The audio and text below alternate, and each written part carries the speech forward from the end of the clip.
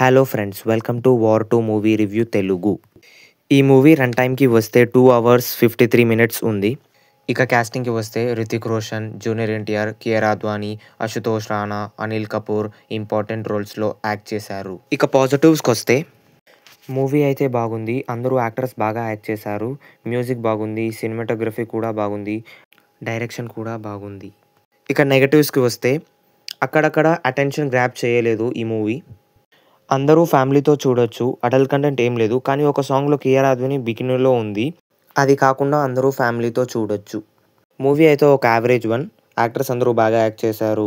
మూవీలో కొన్ని ట్విస్ట్‌లున్నాయి. కానీ మరీ అంత ఎంగేజింగ్‌గా ఆకట్టుకోవు మనల్ని. ఇక మన రేటింగ్‌కి వస్తే మనం ఈ మూవీకి ఇచ్చే రేటింగ్ 3.